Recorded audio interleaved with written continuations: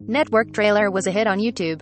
The parody imagined how dumb the picture would be if it was about Twitter instead, a relatively tiny and floundering company that Zuckerberg was then referring to as a clown car. Surely a Twitter movie would be little more than celebrities tweeting about their breakfast, while some founder guy, then not even famous enough to be named, roamed the halls screaming hashtags.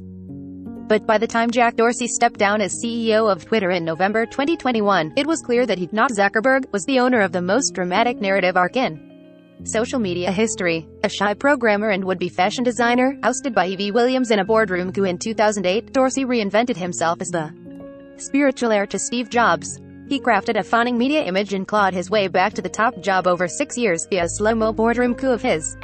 That in itself is enough raw material for a blockbuster, but what happened next would make for one of those rare sequels that is more engrossing than the original, for the era of the Twitter troll had begun, and Dorsey was utterly unprepared to deal with it.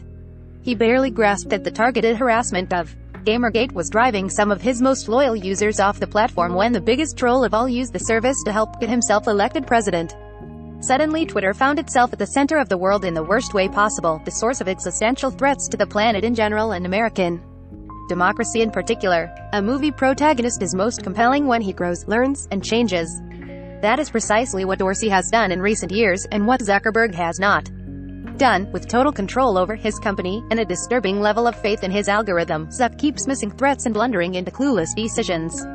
Shaven't fixed everything, but he has at least left his successor with a smaller conflagration, a manageable, almost cute dumpster fire by comparison. Yes, the Twitterati joked about Dorsey having ascended from a service still known to many of its users as this hell site. But Google data tells us that, increasingly angry at social media, that's a win for Dorsey. The decision to suspend Donald Trump's account the day of the Capitol insurrection, and more importantly to ban it permanently 2 days later, was initially made by one of Dorsey's deputies, but crucially, the CEO stuck by them. This counts as bravery next to Zuck's approach, which was to suspend Trump pending that hinted at violence with warning labels. Festered, Dorsey, meanwhile, nuked 70,000 QAnon-linked Twitter accounts in a single day. Both social services are frequent targets of bad faith attacks from GOP acolytes looking to play the ref by complaining of supposed left-wing bias. It happened again Monday when incoming CEO Parag Agrawal was attacked for a 10-year-old tweet quoting The Daily Show on white supremacists. When Zuckerberg, Dorsey, to his credit, never bowed to this kind of pressure. Quietly, over the past year, he has seen off threats from a prominent Republican billionaire. DiNardo was buying up Twitter shares with the aim of ousting the CEO. Dorsey placated him with new sources of revenue, no political realignment required, and the most liked tweets in history.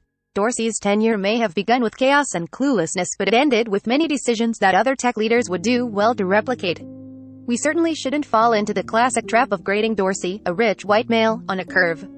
Back when users were begging for the ability to report abusive and dangerous tweets so often that just ban the Nazis, Jack became a Twitter meme. Dorsey seemed the epitome of tech CEO obliviousness. He wrote a long thread about his meditation retreat in Myanmar, for which he later apologized, went on disturbingly long fast, and seemed hung up on the notion that all Twitter needed to do in a moment of moral crisis was to make sure we all follow users outside our political bubbles. Naturally, peace and love would ensue. But a flawed protagonist can still be a hero if they make the right choices eventually. Dorsey's tenure may have begun with chaos and cluelessness, but it ended with many decisions that other tech leaders would do well to replicate. Early in the pandemic, Twitter was one of the first companies to announce that all its employees would have the option of working at home permanently. Dorsey also devoted nearly a third of his fortune to COVID-19 mitigation efforts.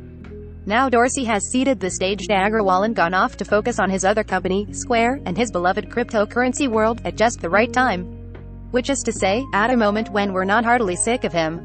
If Mark Zuckerberg ever wants to appear to be a movie-worthy protagonist again, rather than a soulless, blundering android, he would do well to follow the lead of the shy programmer who grew up